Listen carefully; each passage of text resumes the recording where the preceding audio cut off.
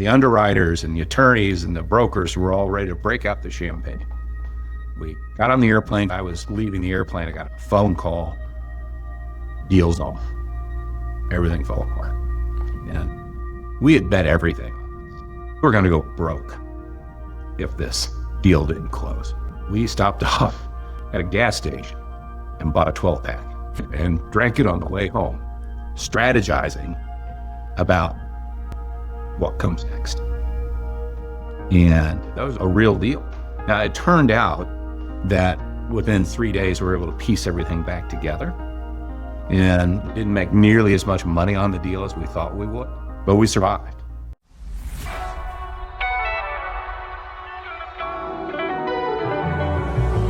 You're now listening to a new episode of Gratitude Through Hard Times. Gratitude instills humility. Gratitude removes the ego. Gratitude helps empower the best in others around you. Our goal is to guide individuals and companies to practice gratitude so you can live a longer, happier, and more successful life. Get ahead of life with connection and purpose. This is Gratitude Through Hard Times with Chris Schembra. Well, good afternoon, ladies and gentlemen, and welcome back to another episode of Gratitude Through Hard Times. It's your host, Chris Schembra, and if I sound a little bit tired today, it's because I am. Golly, we were cheering on the New York Knicks in Game 4 of the NBA Finals last night, and New York City came alive in celebration. I think we had a fire truck and police cars outside of our window until about 3 a.m. But nonetheless, it's good to be here with you all today. To all our loyal listeners of this podcast, it's good to see you, old friend. Your support through the years is what have allowed us to do our work. Some of my favorite moments throughout the week are when you email in your thoughts, questions, comments of today's episode guest. So keep them flowing, folks. It's good to see you. For all the new listeners of this podcast, I don't know how you stumbled upon our humble little corner of the internet, but it's nice to meet you. You stumbled upon a podcast that's going to be talking about the human side of leadership, of legacy, of philosophy, of connection. If you're looking for a podcast about go-to-market strategy or new strategies to do XYZ, this ain't it. Maybe you were sent this episode from a friend who sees something in you. This episode as a reminder you're doing the right work, you're on the path, keep going. We invite you to click through our podcast episode archives and you'll see our many-year commitment to bringing on great leaders like today's guest just to share their human story. We're going to invite you to join us along that journey by clicking that subscribe button by the end of this podcast. I think you're going to really love today's episode guest, and it's an honor to create this space for you all here today. Today we have Chris Burnham, president of StorageMart, which is the world's largest privately owned and family-owned self-storage company in the world. And Chris and his family have spent over 40 years in this industry, growing from a literal company of one facility to over 250 locations across the world, having done over $8 billion in real estate transactions for their self-storage facilities. But what I'm most interested to talk about today is the how of which Chris and his family have built this empire. They've kept family, business, values driven, local, while scaling exponentially. They've brought multiple generations into the family business, but empowered people to learn the business the right way. They've built a culture where the people checking you into a storage unit genuinely cares about your satisfaction, putting the customer first. Chris is a former Ernst & Young Entrepreneur of the Year. We're going to have a ton to talk about today. The full bio is in the show notes below. But without further ado, let's welcome Chris to a really human episode of Gratitude Through Hard Times. Chris Burnham, good to see you. Hey, good to see you, Chris. How you doing? I'm doing great. And by the way, shout out to Mr. Chris Perry, one of your partners from the South Hilton Head Island, South Carolina storage unit days. Chris Perry, I grew up with his two sons, Jack and Ben, and is just a great father and a great local leader, and just so honored that you know the two of each other. It's pretty cool. Now, Chris, we always like to start our podcast with gratitude before we get into more of the conversations about your journey. And it's a question of gratitude that we've been asking since July 15th, 2015. To all our new listeners, our story's simple. In one of my darkest hours, we invented a bowl of pasta sauce and decided to feed it to people to see if it's even good or not, and hosted a dinner party on July 15, 2015. And we worked together to create the meal, and we had a shared group experience. And at 7:47 p.m., now the name of my company, we paused and asked a very simple question. And we've been asking this question every day ever since. So to kick us off for our podcast, I figured I'd bring this gratitude question to you as well. Chris, if you could give credit or thanks to one person in your life that you don't give enough credit or thanks to, or that you've never thought to thank, who would that be? One person. One person. Preferably not your parents or your brother Mike, or I don't know, you do so much with them. Chris, that is almost an impossible question to answer without getting me in at least a little bit of trouble. But, and not to sound like a cop-out here, but my parents were just amazing people. They were just folks that had a story that was just incredibly unique, and it molded myself and my siblings in ways that we're forever grateful for. So is that allowed? Is that kind of a cop-out, or am I allowed to say that? It is. Anything goes, and it is phenomenally allowed.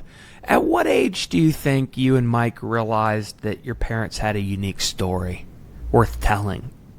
Probably in grade school at some point in time.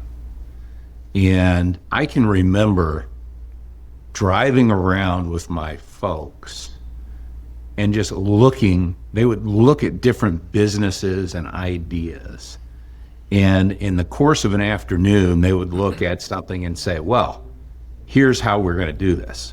We would do A and then B and then C, and this is how we would re-engineer it and make it better. And this could have been anything from a hardware store to an apartment complex to a travel agency. And I literally thought that they were always going into all of these different businesses. And, then we are with your friends' parents, and their moms and dads are just talking about how are the Cardinals doing, or what's going on with the PTA, or something like that. And with us, it was always about this creative mixture of looking at things and saying, gosh, can I take this and mold it and make it better? And, my dad was basically a serial entrepreneur, and we counted up over 35 different businesses that he was in his career and started.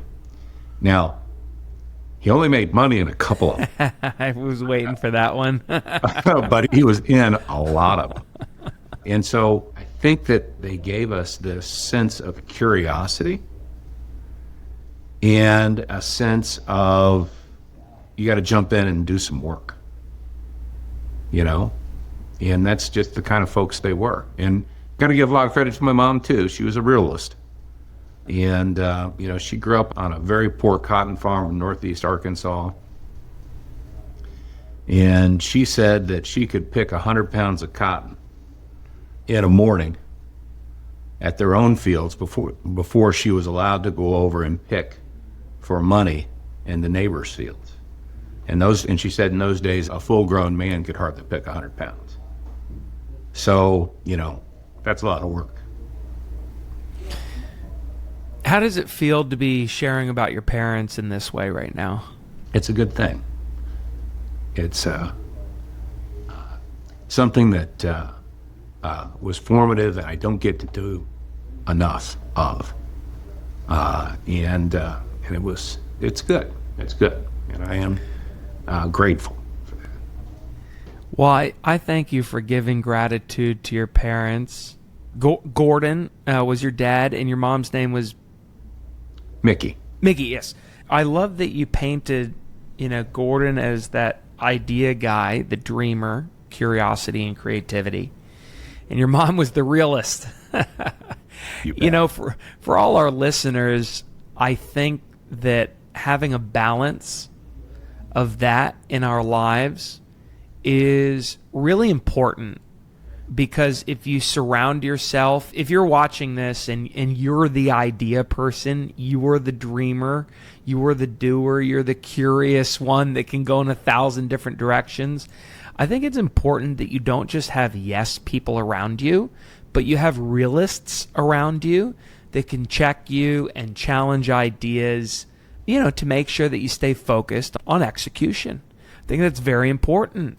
I think we're going to get back to the challenging of ideas later in the conversation when we talk about creativity and we talk about what to focus in on, especially in the age of AI, in unlimited idea world. So let's table that topic for a sec. But I love that you said there was about 35 businesses and only a couple made money. It sounds like your parents had a great tolerance for failure, or not necessarily failure, very successful people, but not all of them are winners, but they still kept trying.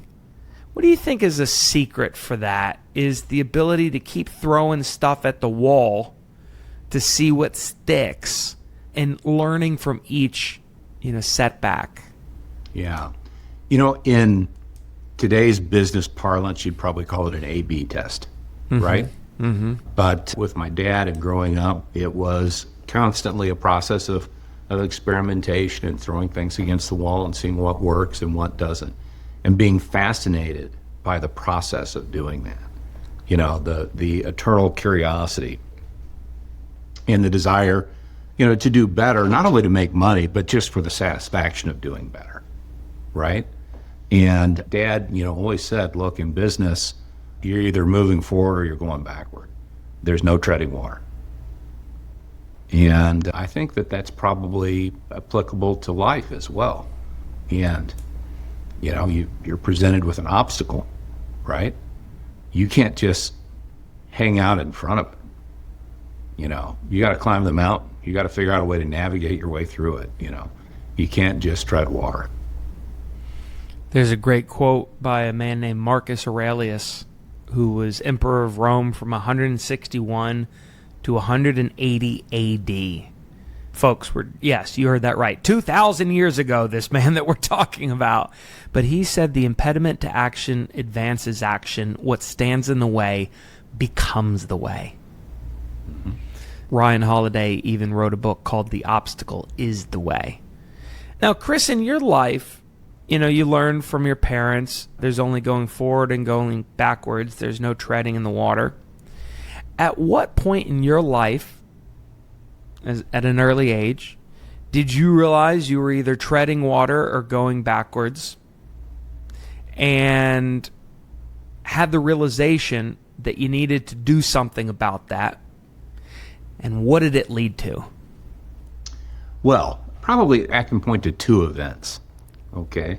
I was a sophomore in college with a huge desire to go out and conquer the world in a large capacity for partying. Two things that don't always go well together. And I woke up and I realized that I was not going to get to where I wanted to be if I didn't do something to distinguish myself. And it wasn't going to be through my GPA. And this was in 1982. And so I applied for a year in Japan. studying Japanese business at a major university there. And I, by hook or crook, got selected. And in those days, Japan was going to conquer the world. Japan Inc., was going to take over. There was all these books about it, et cetera. So it was a great way to distinguish myself. Made a big difference in my life. I saw a lot more of the world. And I realized that I wanted to go to work for a big company.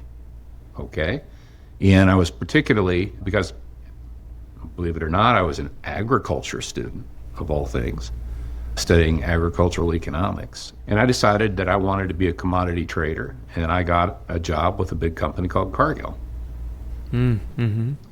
And I worked there for a couple of years, made some mistakes early on, but then after that, not to be too, I guess I should say, putting humility aside. You're allowed to. You can do whatever you want on this podcast. I was kicking ass. Yeah, that's Okay. what's up. And but I felt like I wasn't, I was caught in this kind of corporate treadmill, and it was like, oh, Chris, they're talking about you at headquarters, that kind of thing. And I was working in California, and I was asked by someone back in headquarters to take this kid from Stanford out to dinner who they were trying to recruit. Okay. And so fine, I drove over and took this guy out to dinner and explained what the job was. And, they give us millions of dollars to play with. And it was a, telephone in each ear kind of cool thing to do. And the guy was like, God, that sounds like a great job. I said, but it was, I got to tell you, these folks just don't pay much money. And I was like, well, what are they offering you? And he told me. And it was more than I was making at the time. And that was a wake-up call. And that's kind of when I realized that I had to do things for myself. And that maybe climbing the corporate ladder was not the career path for me. And at the time, my father was reorganizing our family business. In fact, he just sold a big storage portfolio, the largest transaction in the history of the industry at the time, and it was brokered by Chris Perry. Okay? Your old friend from Hilton. Yeah. Oh, my God. And I got a lot of stories about that. But Dad said, why don't you come back here and work with us? And that's how I got started back in the storage business. Holy guacamole. Well, So- oh my gosh, so many great things there. First of all, when's the last time that you talked to that kid that you were interviewing? Does he now know, does he know what, that conversation led to? I have no earthly idea. I can't even remember his name. I remember the number. I remember how much more money they were offering him than me. That's what I remember. And at the time, it was $2,000 a year more, which was like real money in 1985. Yeah, that was like a car back then. Oh my gosh, so many different questions that I have. I'm gonna end up in the back in the storage business at the end of these questions. Mm-hmm. But I'm gonna go back to something really important about that chapter. You talked about Japan Inc., going to Japan, working for this company, having these realizations. As a brief question, what about Japan Inc. affirmed what you had always been learning from your dad? And is there a Japanese word, right? Kintsugi, Ikigai, Kaizen, Jidoka, anything? Do you have a word that affirmed, like a light bulb moment, affirmed everything you had always been learning from your dad? Wow, good question. Ganbatte.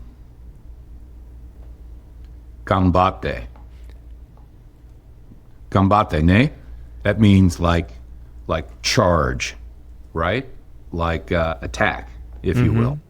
In Japan, if you're trying to get into university, you take a gap year and you become a ronin, which literally means bandit or outlaw, and you're studying for your test. Everyone will tell you ganbatte. I mean, go get it. Yeah. Go get it. Do your best. hang in there, good luck, let's go for it, come on. This is used to motivate your friends and peers during a sporting event, a big exam, or any moment that needs an extra boost of encouragement. Right. If you had to tell yourself gambate of something right now, what would you say to yourself? Well, that's a really interesting question as well. So, having just turned 63 and having built a great company along with my brothers, I now have my 2 sons, a nephew, and 3 nieces working for me. And how do we plan succession? What's the next chapter? Am I ever going to retire? If you ask me what one of my deepest fears are, it's retirement. Because I'm not sure I can handle that. What part about it? And what is next? I mean, I feel like I still have like one more big deal in me. Right? You know, maybe that's not in the business world. Maybe that's in the private world. Maybe it's doing something with my wife. Maybe it's, I don't know, something with charitable or something. I don't know, but I think of it in terms of business, in a business lens. But so I think that you come to these points in your life where you say, okay, now what's the next big thing? Okay, so let's zoom out. And by the way, I'll get back to you and your wife in a little bit later and relate it back to my parents and what they did together. But zooming out, so you realize, and folks that are, following along, I hope you see yourself that you've had a lot of these moments in your life that Chris has had in his. Maybe you've realized that climbing the corporate ladder, where you accidentally realize someone else is getting paid more money than you, who's actually lower than you, and you want to go off and do your thing. And maybe doing your thing means inventing something net new, or doing your thing means co-creating something with others.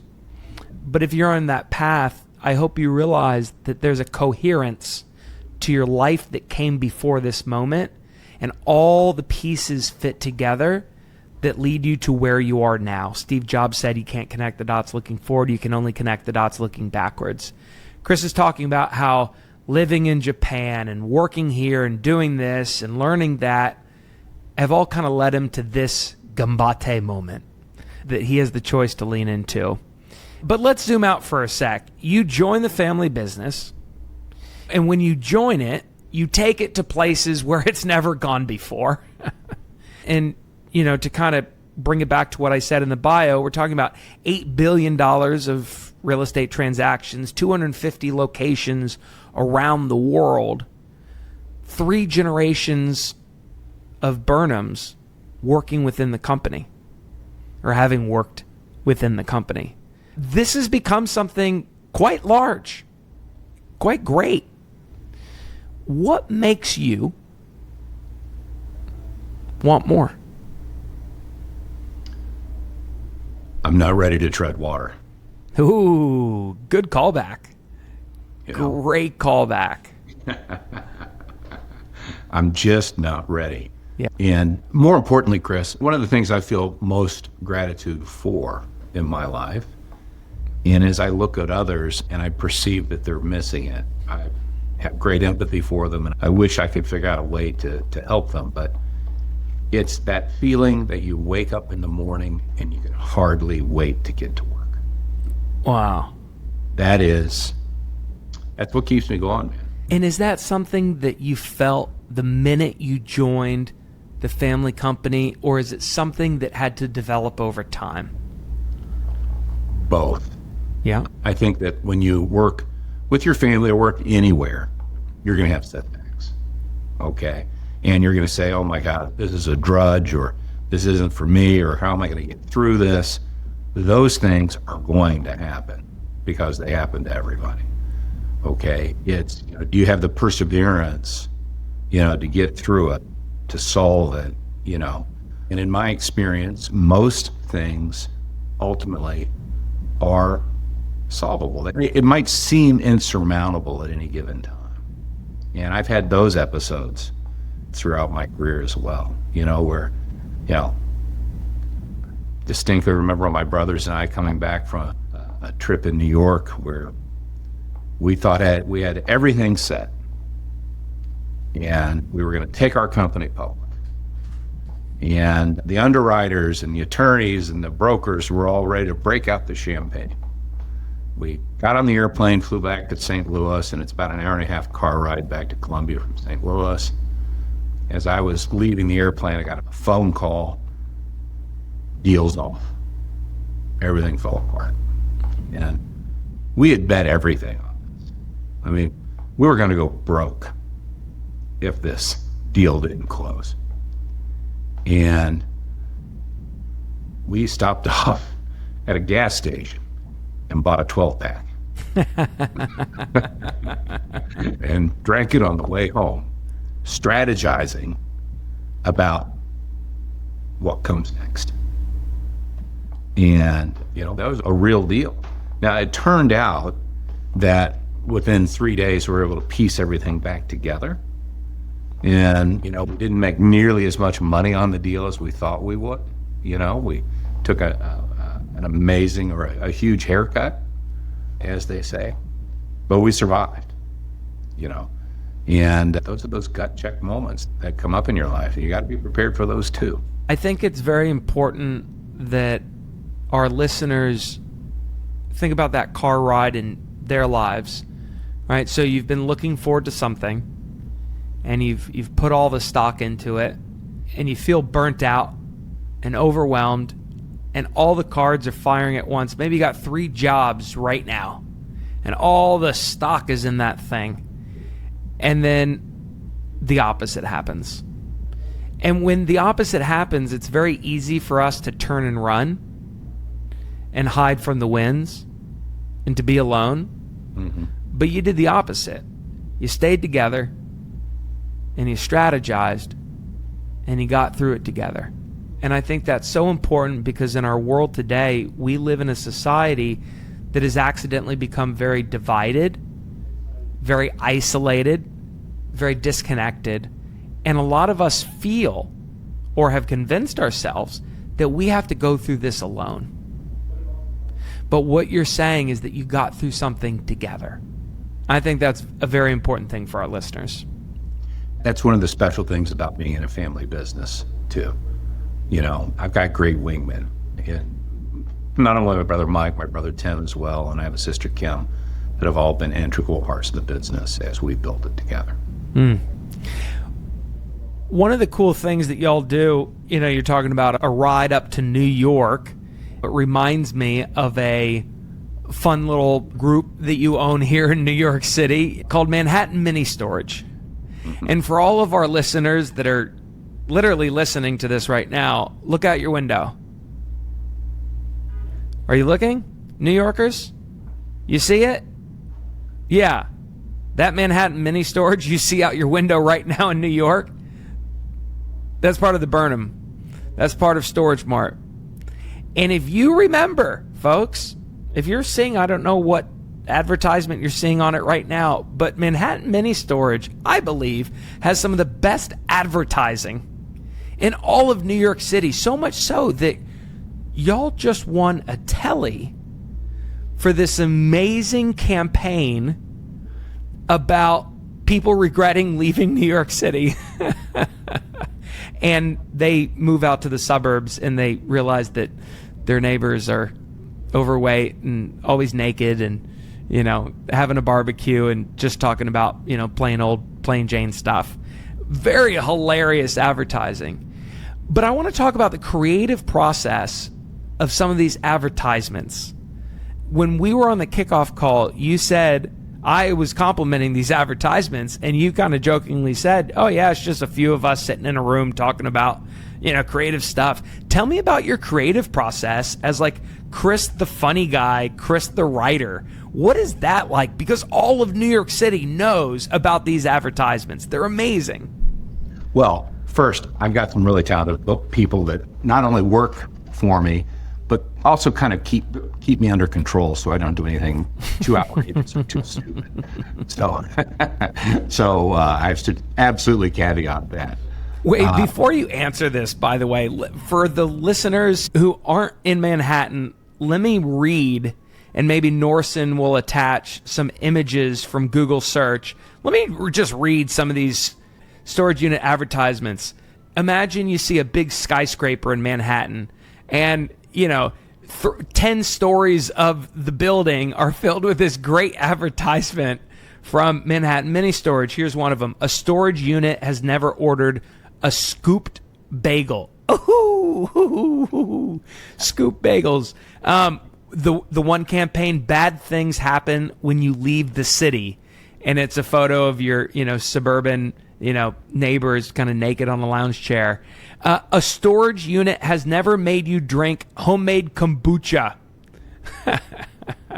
Store old things here in the storage unit, not the White House. And it's a photo of Trump and Biden, both being very old. Anyways, these things easier than sending the first DM. Rent mini storage. Rent faster than your gym crush can post a selfie. Manhattan Mini Storage. Rent faster than your pathetic ex swipes right. Tell us about this creative process and what part of that brings you joy, today. I think that laughter is one of the most essential parts of life. Okay. And I try to find humor in everything. I think humor is one of the most effective ways to communicate a message. I think that I have essentially one of the most boring products in the world to sell. And we realize that nobody is ever excited about renting a storage unit. Nobody ever really wants to rent a storage unit. They do it because they have to. So how do we make ourselves a little more memorable, a little more fun, And listen, we also realize that what we do in Manhattan doesn't play well in Omaha. So we have to, so we do have a very distinctive brand differentiation between StorageMart and Manhattan Mini Storage. So beyond that, every time I read something, see a movie, I'm one of those guys that if you want me to quote you the entire script of Animal House, I probably could. And have just always tried to find whatever I think is funny. And I got some folks on my team, Sarah Little, a young lady named Lydia Pilch, very creative, fun, interesting, plugged in, much more Gen Z than I am, kind of stuff. Some of the things they've brought me dragging and screaming. I mean, the kombucha thing. I was like, WTF? What are we? What? Hey, that was good. That was a little millennial WTF. That was a little more millennial than Gen Z, but we'll take it. Yeah, and I tell you what, Chris, to give you an idea, at another point in our life, during one of the downturns, I thought I was going to go broke again. And we started a new family company called WTF. Oh, my gosh. Which meant win the future. Oh, yeah. So that was just kind of a little gallows humor at the time. But so the Manhattan brand has just been fun to work with. And frankly, the folks that we bought it from that had built this thing up, over a 20-year period of time, they had started the very kind of cheeky, in-your-face advertising, and we took that legacy and continued it on. Cheers to the cheekiness. Cheers to WTFing. So, you don't have to invent things. And, you go back and you talk about the Japan ink, okay? The Japanese have not been particularly good at inventing things, but boy, they've been great at innovating things. Mm-hmm. And so, I constantly feel that I don't have to invent anything. I just have to innovate what's there and make it the best it can be. What do you think needs to be well, I'll give you context. My first keynote speech I ever gave as a kid, I was in my mid-20s. It was at the United Nations, and I ended my speech by saying that innovation is just history repeating itself looking different. And what I've observed over time is that a lot of new innovative things are just repackaged old goods called something different. For instance, if you're a Gen Z watching this, or you're someone on Chris's team watching this, Think of the term nona maxing. Nona maxing. You know how Gen Z puts maxing at the end of everything? I hope to see it in a Manhattan mini storage ad soon, something about maxing. But Gen Z does sleep maxing, soft maxing, looks maxing, friction maxing. We invented a term called give maxing. But there's this one term called nonna maxing, which means live a life in accordance to an Italian grandmother as much as possible, which essentially means eat gluten, sit in a small room, sit around the dinner table, be slow, have a glass of wine, don't work out the next day, just live and gather and love on your family kind of thing. And so they put a new spin on an old thing. My question to you is, Chris, if you had to innovate or invent some new term, maxing or not maxing, what would you want to bring back to our world that people would call innovative, but it's really nothing new? Interesting. Well, of course, I immediately think of business, and I'm thinking, well, we're obviously space maxing, storage maxing, stuff maxing. If you're stuff maxing, you need to space max. Things like that would be interesting plays. But on a more, if you're looking for something borderline profound, to the extent that I can do, curiosity maxing. Ooh, what does that look like for you? What are the 3 pillars of curiosity maxing? Yeah, awareness, appropriate cynicism. Ooh, nice. I don't know exactly how to say it, but I would call it in a sentence, critical thinking to reverse engineer. Mm-hmm. Right? Uh-huh. So, you see something and you're like, gosh, I want to know about it. How does it work? What are the steps that it took to get this thing done? What's the model? What's the business model? Mm-hmm. That kind of thing. And I've done my fair share of speaking and things like that. And I, talking at a business school thing not too long ago. And one of the questions was, what do you look for in someone you're interviewing? And I always go back to curiosity, because that tells me that it's somebody who knows how to learn, who wants to learn, Yeah, I mean, everything that you just shared, awareness, appropriate cynicism, critical thinking to reverse engineer, learning agility, adaptability. Good point. Right, these are all, this is great. And this is not curiosity necessarily for like soft connection, treading water's sake.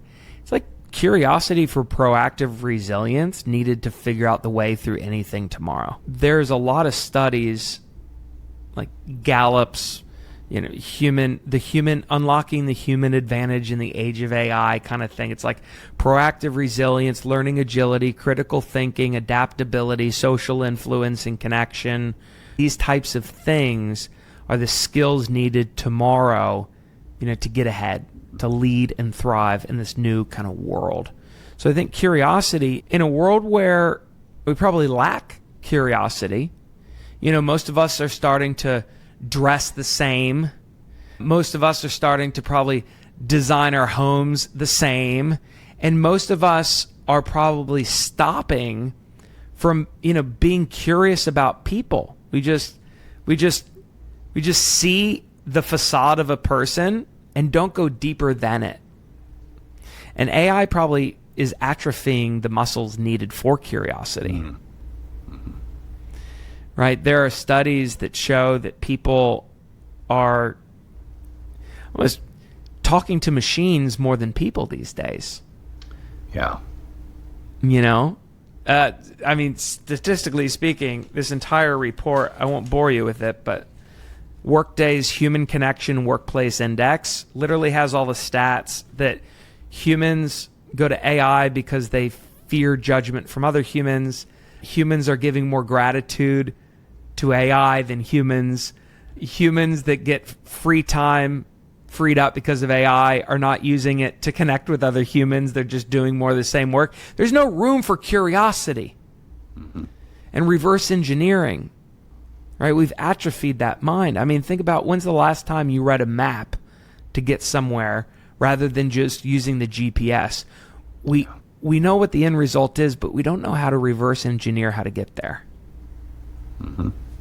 No, that's exactly right, Chris. Well, I want to start landing the ship. This has been pretty awesome. We have covered a lot of ground today. You are someone who finds satisfaction in doing the thing. A job well done. You A/B test a lot of kinds of things. And you have a tremendous commitment to customer experience, customer satisfaction. What does the role of listening play in all of this? That is such a key factor, because so often it's not what I think, right? It's what my customers think. It's what my employees think. Perception is reality, you know? And one of the things I do in my business plan is I wander around different cities, different markets, different storage facilities. I love going into my competitors and renting a unit and just seeing what the experience is like. You know, what can we learn? What can I steal? What can I innovate? You know, and also, what do customers really care about? You know, and understanding those things. I think it's absolutely key in business and also I think in life. And listen, I can talk to a wrong number for a half an hour. I have to be careful sometimes to shut up and listen and to hear what the people around me are saying, whether it's customers or friends or employees. All of those things I think are really important.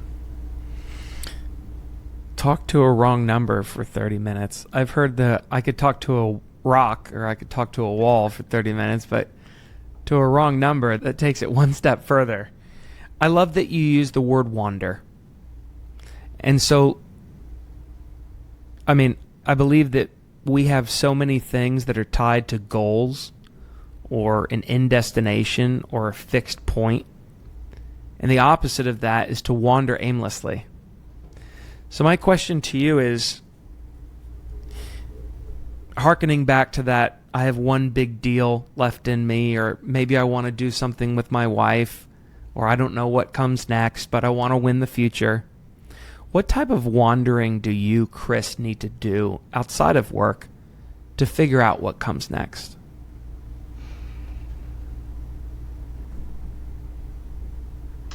Wow. Save the tough ones for the last, huh?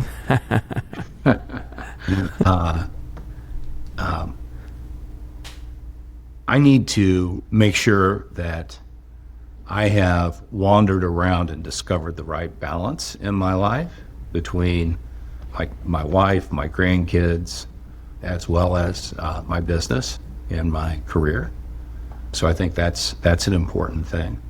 I think that if I stop wandering, that I would have the ability to become so calcified so quickly that, you know, I'd be like growing roots, or I don't know, like in the if you're a the Return of the King, Hobbit, Lou, if you remember that king that got frozen. He literally was almost frozen in because he'd been lulled to sleep, you know, and then he realized there was a crisis and he finally woke up. That is who I do not want to be. You know, so I've been able to step up to more success than I ever dreamed of. And part of me says I got to keep going, right? I got to wander around and find that right balance, and I got to make sure I don't become calcified, and that I can keep staying fresh in whatever it is that comes next. Chris, if your parents were here in this call with us here today, what would you say to them? I love them.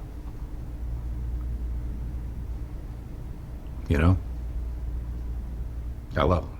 And one of the things that, going back to kind of this work, curiosity, creativity, one of the things I don't think my parents started this, but we ended up there, is something that my wife and I tried very deliberately to do with our kids. I have 3 sons. It was to raise what we call Renaissance men. I wanted them to be able to fight a battle on the front line, come home and write a sonnet, paint a picture, or climb a mountain. And I've been blessed because I do have 3 really hardworking, very intelligent sons. So, cheers to the Renaissance men.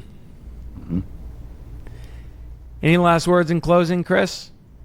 It's been a blast, and I'm gonna tune into your podcast from now on. I appreciate you inviting me on. Well, it was an honor to have you, and I love the journey that we went on. Folks, I hope you truly listened to the words, the cool words that we used on this podcast. Renaissance men. Curiosity maxing. Having 35 ideas, but only 3 worked. Japan Inc. Ganbate. WTF.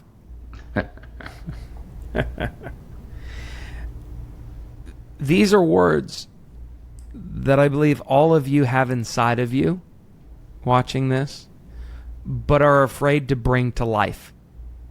Maybe you're afraid that you won't look serious, or people will judge you, or it will be awkward, or whatever the resistance is. I hope you can see from Chris's story that you can achieve some pretty tremendous things, and you can still be funny and goofy and quote Animal House and have the wackiest billboards and have satire and humor and curiosity, Renaissance. You can do all the above. And I don't know, I just think the world needs a lot more of that color tomorrow, more than ever before. And I think you found that here today in today's podcast. Check out all the links in the comments below. StorageMart, Manhattan Mini Storage, tons of Chris's story. It's out on the internet. Go consume it. Let it be inspiration to go out and live a big life. I learned that from my parents. I learned that from my mentor, Tony Lobianco, who passed away on this day 2 years ago. And I live a big life in accordance to what I learned from all of those people. So thanks for tuning in, folks. To all the loyal listeners, give me a DM, give me an email. Any thoughts, questions, comments?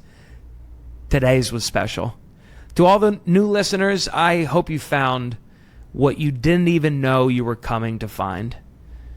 I hope you know that whoever sent you this podcast episode sees you, knows you, and knows that whatever you can bring to the world tomorrow is bigger and bolder and more creative and curious, and you're meant to be doing this work. So keep on keeping on. Click that subscribe button and join us along for this journey. To all our folks, thanks for tuning in.